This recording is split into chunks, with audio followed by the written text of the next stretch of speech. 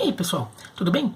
Neste domingo é realizada a última rodada da fase de classificação do Campeonato Paulista e chegamos àquela situação em que o São Paulo pode ajudar o Corinthians, né? O São Paulo enfrenta o Guarani e o Corinthians enfrenta o Oeste. Para se classificar, o Corinthians precisa vencer o Oeste e torcer para o Guarani perder do São Paulo ou empatar com o São Paulo, só que daí o Corinthians e o Guarani vão por um desempate ou no saldo de gols, ou no número de gols prós, tudo, ou até nos cartões ali para ver quem passa. De qualquer forma, o Corinthians precisa vencer o Oeste e depende do São Paulo tirar pontos do Guarani. Né? E claro, isso remete, né, imediatamente à situação quando o São Paulo teria salvo o Corinthians do rebaixamento do Campeonato Paulista, né? Uma história que vira e mexe é lembrada e que o Grafite chegou até a ser tido como vilão por alguns torcedores do São Paulo na época por ter salvo o Corinthians. Mas então vou contar um pouco aqui como que era a história, já que foi uma história que já faz mais de 15 anos, muita gente já não lembra direito, e principalmente, essa história às vezes é contada, é até verdade. O São Paulo, a vitória do São Paulo sobre o Juventus num determinado domingo, ali ajudou a salvar o Corinthians do rebaixamento. Mas a história, ela ganha alguns contornos que na verdade não foram os reais do dia. Né? No dia, esse impacto não era tão grande assim, e a situação só foi vista dessa forma depois que viu que o cenário estava desenhado para isso, mas não se imaginava que isso iria acontecer. Tá. Foi no Campeonato Paulista de 2004. O Corinthians chega a uma confusão naquele Campeonato Paulista, né? Porque o Corinthians ele tinha feito um Campeonato Brasileiro de 2003 muito ruim, né? Em que ele até começa mais ou menos bem ali, com um time que estava jogando a Libertadores, ele foi eliminado, foi vendendo todo mundo, teve um desmanche, e chega no final do campeonato, joga com um monte de garoto. O Corinthians chega a tomar de 6-1 do Juventude, um jogo que o Geninho, técnico, se demite no gramado, ainda logo depois do jogo sendo entrevistado pelo repórter da Globo, ele vai lá e se demite, né? E o Júnior, né, o Júnior do Flamengo, tudo, ele assume como técnico do Corinthians, fica 2 jogos, vê que não tem jeito e pula fora, foi uma confusão danada, né?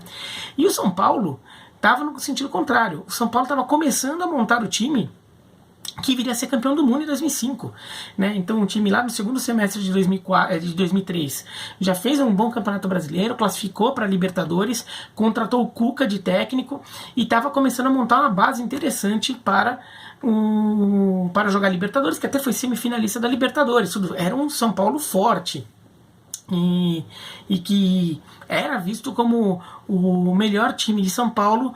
E naquele momento o segundo melhor, porque o Santos também estava muito bem, né? O Santos naquele período inclusive foi campeão brasileiro de 2004 e foi vice de 2003. Mas assim, entre os 3 da capital, São Paulo claramente estava muito à frente de Palmeiras e Corinthians e estava ali só brigando com o Santos, porque o Santos tinha surgido ali com o time da época do Robinho e do Diego lá em 2002. Então o Campeonato Paulista começa com o Corinthians tentando refazer o time. O André Sanches assume como diretor, como vice-presidente de futebol e contrata um pacote de jogadores, que até ficou conhecido como o pacotão do Andrés, né? Muita gente esqueceu da participação dele, mas ficou conhecido como o pacotão do Andrés, né? Foram 13 jogadores contratados: Fábio Costa, Julinho, Careca, Rincon, que é o Rincon mesmo, colombiano, já veterano em fim de carreira, né? Dinelson, Adrianinho, Rodrigo Beckham, o Piá Meia, que jogou no Santos, na Ponte Preta, não o Piá lateral do Flamengo, dos anos 90. Fábio Baiano, Rafael Silva, Regis Pitbull, Samir e Marcelo Ramos. Ainda contratou o Rivelino como diretor de futebol, e o Rivelino indicou o Juninho Fonseca como técnico. Começa com o Campeonato Paulista, era um campeonato com 20 clubes divididos em 2 grupos de 10. Né? Cada grupo se enfrentava dentro do próprio grupo só em um turno único. Os 4 primeiros classificados de cada grupo iriam para as quartas de final. O último de cada grupo era rebaixado. No grupo A tinha São Paulo, Portuguesa Santista, Ponte Preta, União Barbarense, Rio Branco de Americana, América de São José do Rio Preto, Portuguesa, Atlético Sorocaba, Corinthians e Juventus. O grupo B tinha Santos, Paulista de Jundiaí, Palmeiras, São Caetano, Santo André, Marília, Ituano, Guarani, União São João, Mojimirim e Oeste. Tá? Esses eram os times que estavam jogando aquele Campeonato Paulista. O Corinthians aí vai com aquele pacotão ali e não se encontra no campeonato. Tá? O Corinthians ele tem muita dificuldade ali, o futebol não flui. Né? O Corinthians empata na estreia com o Atlético Sorocaba em 2-2, depois vence o Rio Branco de Americana no Pacaembu por 2-1 e empata com o União Barbarense 0-0 em Santa Bárbara do Oeste. Tá? Não era um início de campanha muito alvissareiro, mas ali tava tocando ali. O problema vem depois, porque o Corinthians perde dois clássicos seguidos, né? Perde da Portuguesa e depois perde do São Paulo. E daí o Juninho Fonseca cai. Né? O Juninho Fonseca cai e o Corinthians contrata o Oswaldo de Oliveira, aí na esperança do Oswaldo de Oliveira aí reeditar o bom trabalho que tinha feito na virada do século, levado o Corinthians ao título mundial, tudo.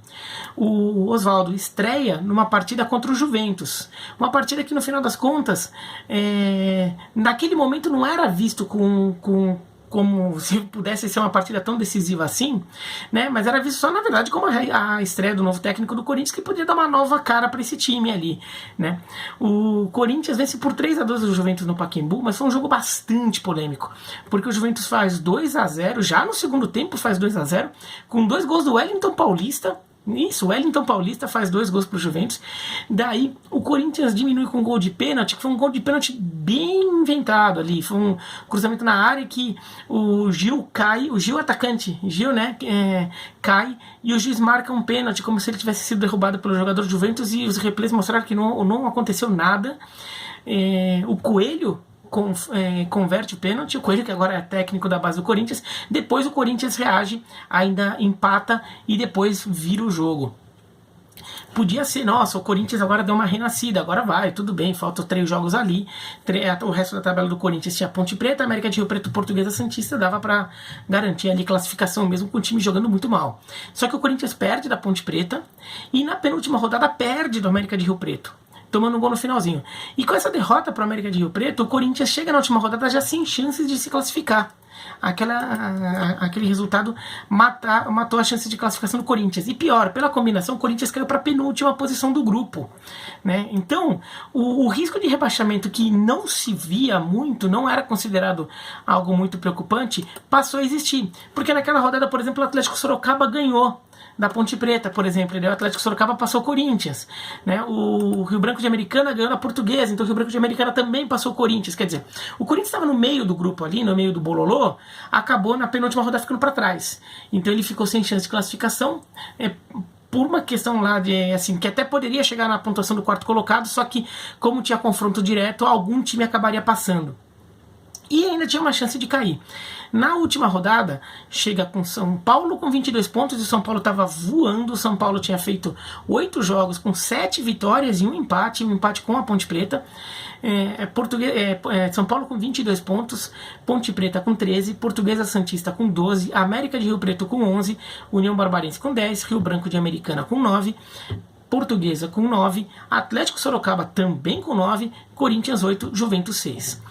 Nos critérios de desempate, se Juventus e Corinthians terminassem empatados em pontos, ou seja, se o Juventus ganhasse e o Corinthians empatasse, o Corinthians caía, porque o Juventus teria 3 vitórias e o Corinthians teria 2. Então o Corinthians precisava vencer o último jogo, ou então simplesmente torcer para o Juventus não ganhar. Né? E a combinação da última rodada era favorável ao Corinthians, porque o Corinthians ia pegar a Portuguesa Santista no Pacaembu, e enquanto o Juventus ia receber o São Paulo. Mas o receber o São Paulo não era na Rua Javari, porque os times grandes não podem jogar na Javari por questão de segurança. Então o jogo seria no Anacleto Campanella, em São Caetano. Isso, para quem não sabe, São Caetano do Sul é perto da Moca, perto do bairro da Moca, em São Paulo. E tanto é que o jogo passou na TV aqui na cidade de São Paulo, né? Porque o jogo foi em São Caetano. A Globo às vezes usa isso para considerar interior, como se São Caetano do Sul fosse interior. Então ninguém considerava muito factível esse rebaixamento do Corinthians. Falava-se mais na campanha humilhante que aquilo estava representando. Mas assim, só o fato de chegar na última rodada com chance de rebaixamento já era humilhação suficiente. Por quê? A Folha de São Paulo naquela semana até fez um levantamento de que aquela era a pior campanha da história do Corinthians em Campeonato Paulista. Se o Corinthians vencesse a Portuguesa Santista, deixaria de ser a pior, passaria a ser a segunda pior, deixando para trás a campanha de 1913. Mas 1913 foi o primeiro campeonato que o Corinthians disputou. Então, quando era um time que ainda estava em formação, enfrentando alguns times já estabelecidos ali com 10, 15 anos de vida. Então, falava-se muito mais da humilhação e de uma reformulação para o Campeonato Brasileiro. Não se falava assim, falava-se que o Corinthians podia cair, mas ninguém levava muito a sério essa possibilidade, porque ninguém conseguiria imaginar que as duas coisas aconteceriam. Que o São Paulo perderia do Juventus e, principalmente, que o Corinthians perderia da Portuguesa Santista. Então, não havia o papo do São Paulo entregar para o Juventus um papo minimamente realista, porque, no final das contas, as pessoas achavam que o Corinthians iria ganhar da Portuguesa Santista. Apesar de toda essa campanha horrorosa do Corinthians, no Pacaembu, o Corinthians tinha perdido da Portuguesa, mas tinha vencido o Rio Branco e o Juventus. Então, assim, ele tinha conseguido resultados contra times pequenos. E, então, essa era a expectativa, que o Corinthians, no final das contas, vai vencer a Portuguesa Santista. E daí, assim, não tem por que o São Paulo entregar o jogo para o Juventus, porque, na verdade, não iria fazer diferença. E o São Paulo estava querendo proteger essa campanha quase perfeita que vinha fazendo, né? O time de melhor campanha no campeonato, tudo. E se você pega os times, o time do Corinthians era um time que não estava se encontrando, mas no papel era um time para fazer uma campanha melhor no Campeonato Paulista. Peguei aqui a escalação do Corinthians na partida contra a Portuguesa Santista, tá? Esse jogo da última rodada. O Corinthians foi com o Rubinho no gol. Rubinho, irmão do Zé Elias, ficou muito tempo jogando na Itália, na Juventus, tudo. Rogério, no lateral direito. O Rogério, que ficou conhecido ali por fazer um pênalti no Robinho da pedalada, né? Anderson, Valdson e Fininho. Fininho, que o torcedor do Corinthians talvez se lembre de ter feito gesto para a torcida uma vez que foi substituído, né? Gesto obsceno. Fabinho, o Fabinho que agora é auxiliar técnico, tudo, né? Fabrício, aquele que jogou no Cruzeiro. Rincon, que é o Rincon colombiano, e o Rodrigo Beca. E no ataque, Gil e Bobô. O Bobô que depois foi pro Besiktas, né? Formado na base do Corinthians, foi pro Besiktas na Turquia, fez uma carreira na Europa. Nesse jogo, durante o jogo contra o Portuguesa Santista, entrou o Jô, né? O Jô entra nesse jogo, o Samir e o Edson Araújo, que era uma revelação da Portuguesa, que não tinha estourado, né? Quando a Portuguesa foi campeã da Copa São Paulo, tudo, e não tinha estourado, mas estava no Corinthians naquele ano. O técnico Oswaldo Oliveira. A Portuguesa Santista tinha Cristiano, Valdir, Diguinho, Chicão e Edson Mendes. Axel, aquele Axel do Santos, São Paulo, Beto, Reinaldo e Fabinho, João Fumaça e Marlon, tá? A Portuguesa Santista estava na frente do Corinthians no campeonato, mas todo mundo imaginava que o Corinthians iria ganhar o jogo, porque o Corinthians iria fazer uma pressão, a torcida fez uma campanha ali para ir comparecer em bom número no estádio. O público, no final das contas, foi de 17 mil pessoas, tá, no Pacaembu. E era uma época que os públicos estavam meio nessa casa, né? Tanto é que o Campeonato Brasileiro de 2004 foi o de menor média de público da história. Os públicos estavam bem baixos no futebol brasileiro na época. Mas então imaginava que o Corinthians iria ganhar o jogo. Em algum momento lá vai fazer uma abafa, a bola entra ali e o Corinthians ganha e não tem muita história. Então a rodada vai rolando com alguma naturalidade ali, considerando isso, considerando que o Corinthians vai ganhar da Portuguesa Santista, então o Santos e o São Paulo e o Juventus vai ser meio irrelevante nesse cenário. Peguei aqui as escalações também de Juventus e São Paulo em São Caetano do Sul. O Juventus foi com Williams, Itabuna, Itabuna, que foi campeão da Copa São Paulo, né? Foi o melhor jogador da Copinha pelo Roma Barueri, ganhando a final em cima do São Paulo. Itabuna, Ivan, Fábio, Luiz Henrique, Edmilson, Daniel, Serginho e Terrão, o Wellington Paulista e Valdo. O São Paulo foi com Rogério Ceni, Gabriel, Lugano, Rodrigo e Fábio Santos. O Fábio Santos do Atlético Mineiro hoje, né? Adriano, Marquinhos, Souza e Grafite. Adriano Marquinhos Souza, Grafite, Luiz Fabiano e Jean. Ainda entraram no São Paulo o Danilo, né, o Danilo que depois jogava no Goiás, foi tirado para São Paulo, tudo, e o Diego Tardelli entrou no lugar do Grafite nesse jogo. Quer dizer, o time de São Paulo era muito mais forte, né? E o jogo vai ocorrendo com naturalidade. O São Paulo faz 2-0 no primeiro tempo, 2 gols do Grafite, tudo tranquilo, o jogo andando na normalidade, o São Paulo sem forçar muito, e o Juventus também não parecia ter muita força, já parecia meio conformado ali, que não tinha muito o que fazer contra o São Paulo. E o jogo vai rolando. Enquanto isso, Corinthians e Portuguesa Santista estão no 0-0.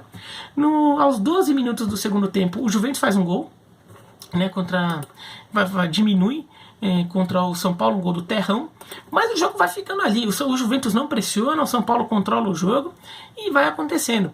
E o Corinthians está 0-0 com a Portuguesa Santista, o Corinthians muito nervoso, o Corinthians tentando pressionar, mas não conseguindo levar perigo, a Portuguesa Santista, no final das contas, nos contra-ataques, acaba sendo mais perigosa. Até que, aos 30 minutos do segundo tempo, o Reinaldo dá um chute de fora da área, o Reinaldo da Portuguesa Santista, a bola desvia na zaga do Corinthians e engana o Rubinho, e acaba entrando. E daí, foi aí só que veio a sensação de, meu Deus, o Corinthians não vai ganhar da Portuguesa Santista. Ninguém acreditava que isso iria acontecer, não era uma coisa que se levava tão a sério. Mas quando saiu o gol da Portuguesa Santista, passou a falar, não, meu Deus, o Corinthians realmente não vai ganhar da Portuguesa Santista. E só daí começaram a perceber que talvez o Juventus pudesse escapar sim no rebaixamento se ganhasse do São Paulo. Só que daí, o Juventus era muito inferior ao São Paulo, o São Paulo já tinha aberto até 2-0 e estava 2-1 o jogo nesse momento.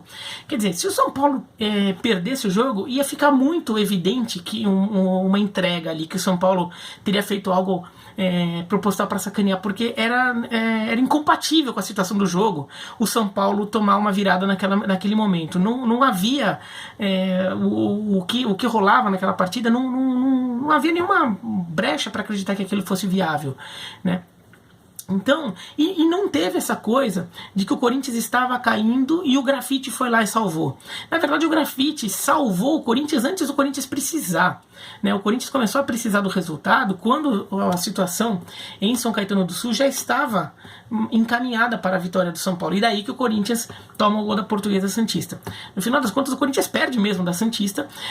Parte da torcida chega até a aplaudir a notícia de quando de quando termina o jogo, né, em São Caetano do Sul, mas no final das contas o Corinthians acaba escapando do rebaixamento assim. Mas assim, a história que acaba se eternizando, e às vezes se vê na boca de muita gente, que acaba criando uma sensação de drama maior do que foi, como se o Corinthians estivesse caindo, vai lá o Grafite e salva, e na verdade não, como se o Grafite tivesse se matado, se esforçado muito ali, salvado o Corinthians. Na verdade não, o jogo já estava, naquele momento que o Grafite faz os gols, o Corinthians estava empatando com a Portuguesa Santista e muita gente achava que o Corinthians iria acabar ganhando aquele jogo. É que o Corinthians conseguiu não ganhar. O São Paulo termina com a melhor campanha da primeira fase disparado, né, com 8 vitórias e 1 empate, né, fica em primeiro lugar no grupo, sendo que no outro grupo a melhor campanha foi do Santos, com 7 vitórias, 2 empates e 1 derrota. E o São Paulo foi pegar o quarto colocado do outro grupo. O outro grupo ficou com o primeiro o Santos, em segundo o Paulista, em terceiro o Palmeiras e em quarto o São Caetano. Daí nas quartas de final, São Paulo foi pegar o São Caetano e pum, tomou de 2-0 em São Caetano, no Morumbi. Tomou de 2-0 no Morumbi, 2 gols do Fabrício Carvalho, e São Paulo foi eliminado ali, era jogo único, né? E curiosamente todos os times do grupo B se classificaram, porque o Santos eliminou o União Barbarense, o Paulista de Jundiaí eliminou a Ponte Preta nos pênaltis e o Palmeiras eliminou a Portuguesa Santista. E daí, nas semifinais, que deu aquele negócio do São Caetano do Muricy eliminou o Santos e o Paulista eliminou o Palmeiras nos pênaltis, e a gente teve a segunda final do interior ali, porque São Caetano do Sul não é bem interior, é grande São Paulo, mas a segunda final só com time de fora da capital, com um Paulista e São Caetano.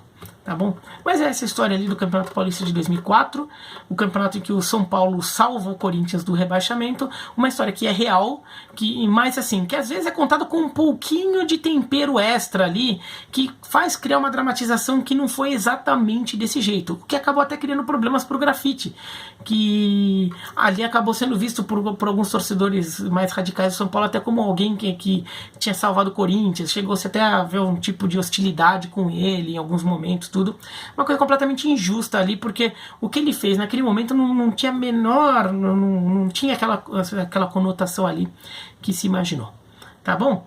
Mas é isso. Então o São Paulo depois ali montou o time, foi muito bem no Campeonato Brasileiro de 2004, caiu na semifinal da Libertadores, foi para a Libertadores de 2005, foi campeão da Libertadores, foi campeão do mundo.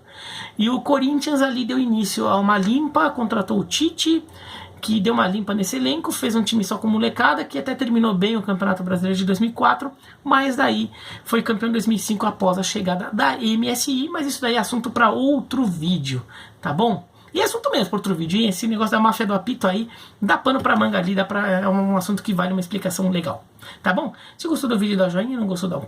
Se inscreve no canal, clica no sininho para receber a notificação e... escreve aqui embaixo o que vocês acham, né? Tchau, tchau.